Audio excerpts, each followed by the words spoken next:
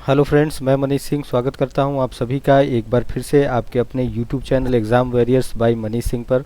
तो फ्रेंड्स, मैं आशा करता हूं आप सभी स्वस्थ होंगे, सुरक्षित होंगे। और आज का जो टॉपिक है फ्रेंड्स, आज का जो सेशन है ये पूरी तरह ओरिएंटेड है करंट अफेयर्स के, जो अभी दिसंबर माह के जो इम्पोर्टेंट न्यूज़ हैं, जो आपके आने वाले एग्ज़ाम्स में इम्पोर्टेंट रोल प्ले करने वाले साबित हो सकते हैं।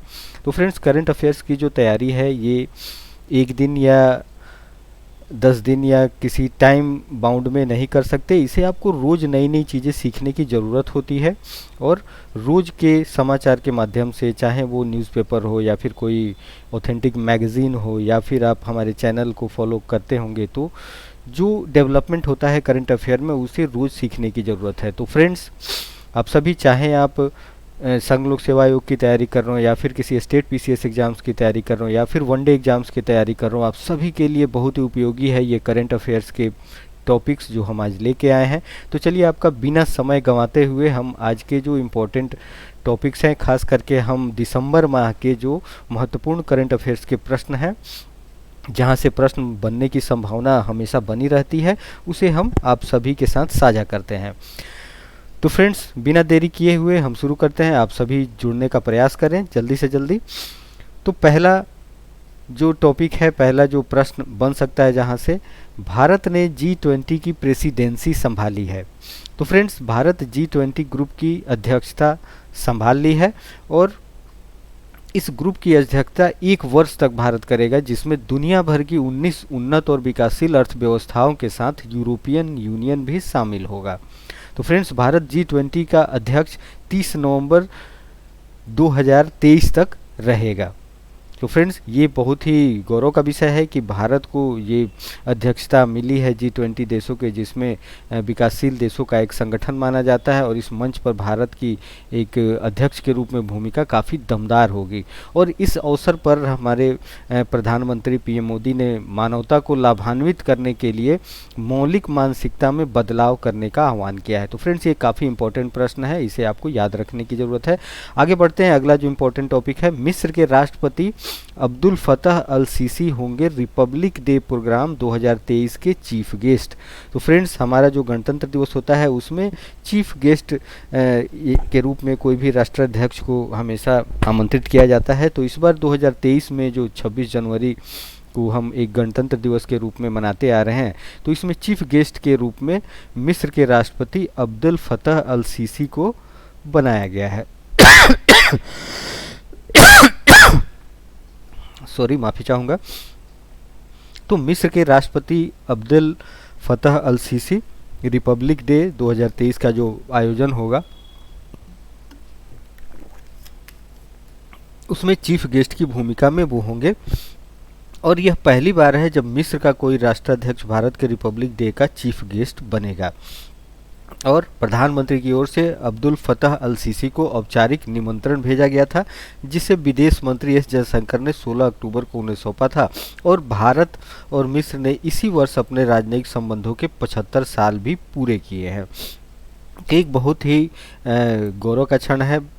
भारत और मिस्र के जो संबंध प्रगाढ़ होते आ रहे हैं काफ़ी दिनों से, और एक विश्वसनीय साथी के रूप में उभरा है मिस्र, जो काफ़ी पुराना संबंध है इनके साथ। तो मिस्र के राष्ट्रपति अब्दुल फतह अल सीसी जो है वो गणतंत्र दिवस के मुख्य अतिथि होंगे। आगे बढ़ते हैं, अगले टॉपिक को देखते हैं। भारत के पहले स्टार्टअप ऑपरेटेड लॉन्च पैड का शुभारंभ किया गया है। तो भारत के पहले जो स्टार्टअप ऑपरेटेड लॉन्च पैड और मिशन कंट्रोल सेंटर का उद्घाटन कहाँ पे किया गया है? तो ये श्रीहरिकोटा के सतीश धवन अंतरिक्ष केंद्र में किया गया है। इसका विकास स्पेस स्टार्टअप अग्निकुल कॉस्मोस ने किया है। अग्निकुल लॉन्च पैड से पहला प्रक्षेपण एक नियंत्रित और निर्देशित मिशन होगा। अग्निकुल कॉस्मोस एक प्राइवेट स्पेस स्टार्टअप है जिसकी स्थापना वर्ष 2017 में की गई थी। और इसकी मुख्यालय की बात करें फ्रेंड्स, तो इसकी मुख्यालय जो है वो चेन्नई में स्थित है। आगे बढ़ते हैं, अगले प्रश्न को देखते हैं। अगला प्रश्न है आपके स्क्रीन पे, छत्रपति शिवाजी महाराज वास्तु संग्रहालय को यूनेस्को अवार्ड मिला है। तो फ्रेंड्स, हाल ही में छत्रपति शिवाजी महाराज वास्तु संग्रहालय के रेस्टोरेशन ने सांस्कृतिक विरासत संरक्षण के लिए 2022 का, ध्यान रहे आपको याद रखना है, 2022 का UNESCO Asia Pacific award of excellence से सम्मानित किया गया है। और यह संग्रहालय जो है वो मुंबई की world heritage site Victorian Gothic और आर्ट डेको एंसेम्बल का भाग है। यूनेस्को एशिया पैसिफिक अवार्ड्स की जूरी के द्वारा 6 देशों के 13 स्थलों को 2022 के इस अवार्ड के लिए चुना गया है। काफ़ी इंपॉर्टेंट प्रश्न है, अवार्ड्स कैटेगरी से अक्सर प्रश्न आपके वनडे एग्जाम्स में पूछे जाते हैं, तो इसे आपको ध्यान रखने की ज़रूरत है। आगे बढ़ते हैं हम अगले प्रश्न की ओर। पीटी उषा बनी इंडियन ओलंपिक एसोसिएशन की पहली महिला प्रेसिडेंट। अगला जो करंट अफेयर का टॉपिक है वो है पीटी उषा, जिन्हें इंडियन ओलंपिक एसोसिएशन की पहली महिला प्रेसिडेंट बनाया गया है।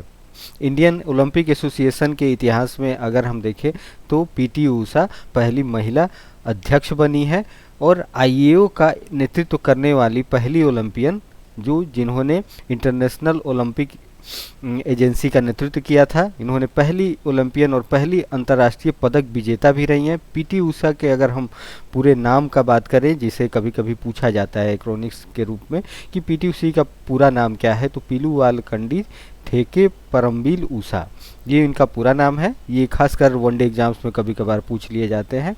और वह एक रिटायर्ड भारतीय ट्रैक और फील्ड एथलीट है। भारतीय भारोत्तोलन महासंघ के अध्यक्ष सहदेव यादव को कोषाध्यक्ष के रूप में निर्विरोध रूप से चुना गया है। तो फ्रेंड्स, यहाँ पे जानने वाली बात है कि पीटी उषा जो इंडियन ओलंपिक एसोसिएशन की पहली महिला प्रेसिडेंट बनी है, ये जो पर्सनालिटी है, ये जो अपॉइंटमेंट हुई है इनकी प्रेसिडेंट के रूप में, ये आपको याद रखने की ज़रूरत है। अगला जो टॉपिक है वो है भारतीय मूल की 3 महिलाओं को ऑस्ट्रेलिया में सुपर स्टार ऑफ STEM चुना गया है। तो ऑस्ट्रेलिया में हाल ही में घोषित किए गए STEM सुपर स्टार की लिस्ट में 3 भारतीय महिलाओं को जगह दी गई है और ये 3 महिला विशेषज्ञ हैं नीलिमा कडियाला, डॉक्टर इंद्राणी मुखर्जी और डॉक्टर एना बाबुरमानी। इनका नाम आपको ध्यान रखना है।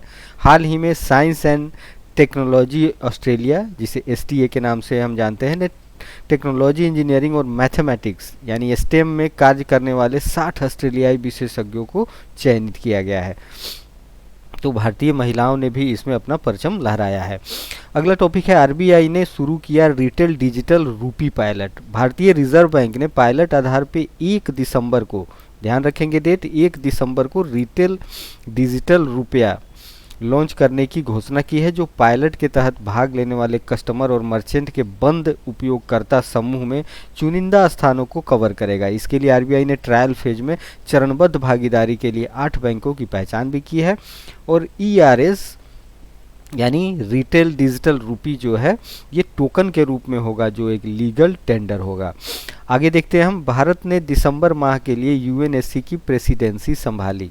भारत ने संयुक्त राष्ट्र सुरक्षा परिषद, यूनाइटेड नेशन सिक्योरिटी काउंसिल यानी UNSC उसे शॉर्ट फॉर्म में कहते हैं, की मासिक अध्यक्षता के रूप में दिसंबर माह में प्रेसिडेंसी यानी अध्यक्षता ग्रहण की है और यह भारत का UNSC के 2 साल के कार्यकाल में दूसरी अध्यक्षता है। इसे भी ध्यान रखने की ज़रूरत है।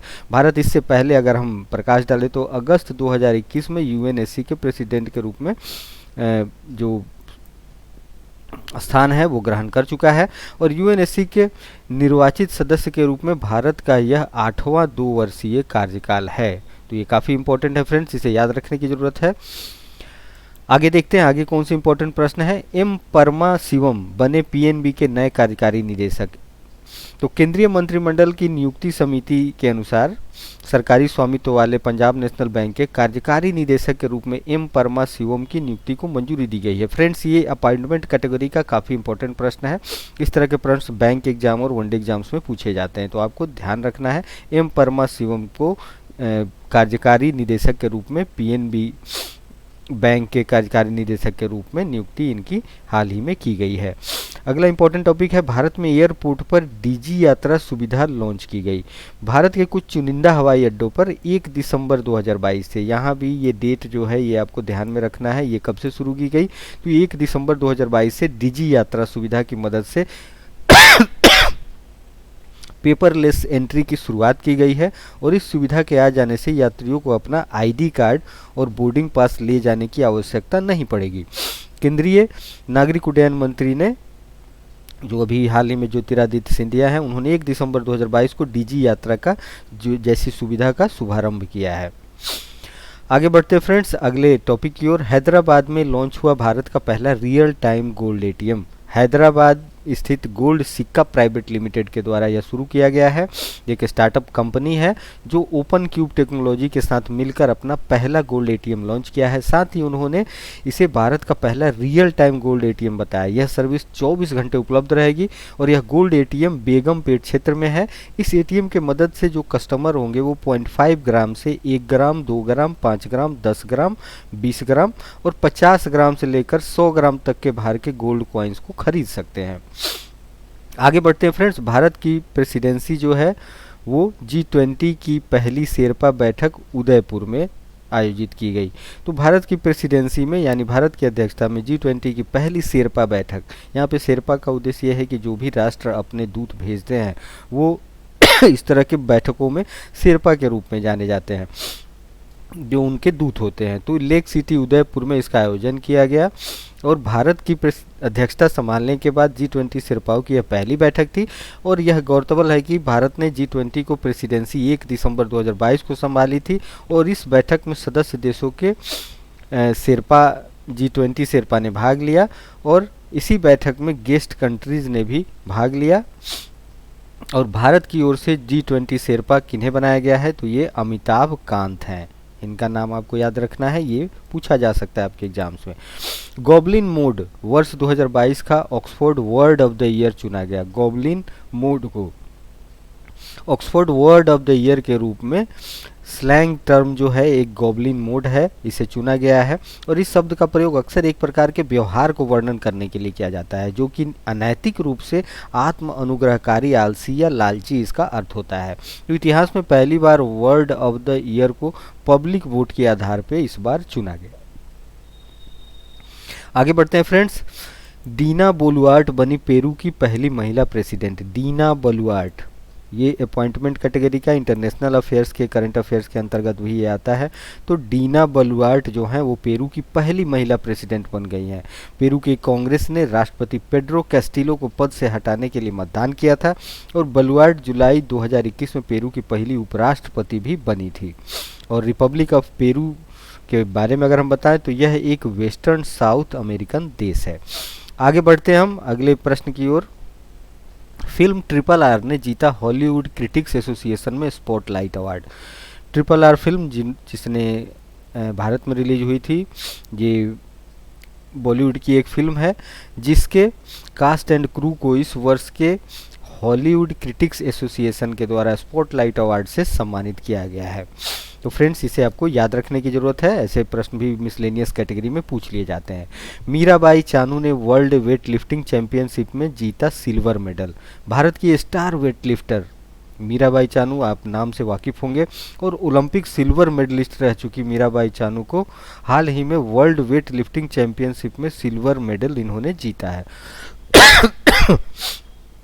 मीराबाई चानू के बारे में अगर हम बताएं तो 200 किलोग्राम का भार उठाकर इन्होंने सिल्वर मेडल हाल ही में जीता और इस पदक के साथ मीराबाई चानू वर्ल्ड चैंपियनशिप में 2 पदक जीत चुकी हैं। इससे पहले उन्होंने 2017 में गोल्ड मेडल जीता था। ये क्रोनोलॉजी भी आपको याद रखना है, 2017 में इन्होंने गोल्ड मेडल जीता था। यह चैंपियनशिप कोलंबिया की राजधानी बोगोटा में आयोजित की जा रही है।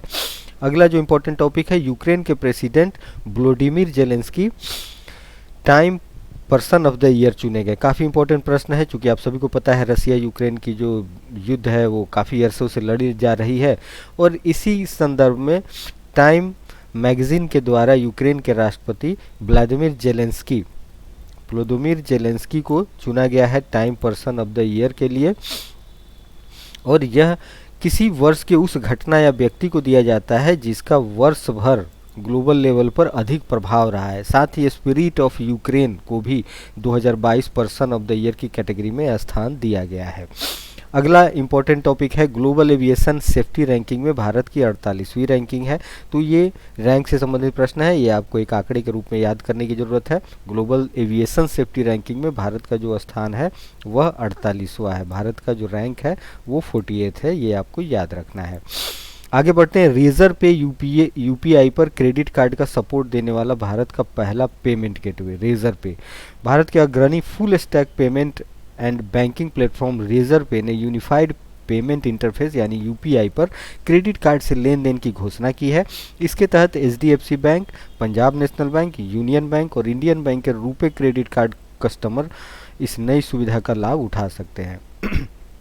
और इस लॉन्च के साथ ही रेजर पे यूपीआई पर क्रेडिट कार्ड के माध्यम से लेन देन शुरू करने वाला भारत पहला पेमेंट गेटवे बन गया है।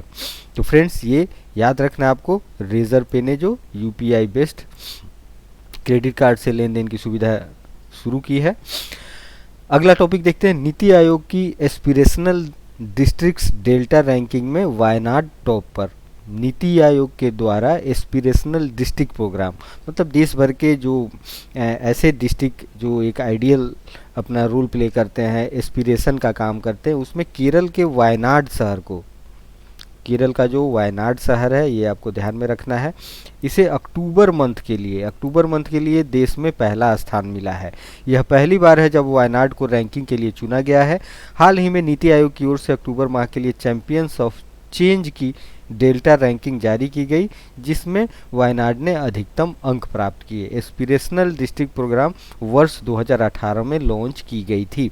ये भी काफ़ी ध्यान देने की बात है। इस तरह के प्रश्न भी आपसे सीधे तौर पे न पूछ के ऐसे पूछा जा सकता है कि एस्पिरेशनल डिस्ट्रिक्ट प्रोग्राम कब लॉन्च की गई थी, तो आपको याद रखना है वर्ष 2018 में लॉन्च की गई थी।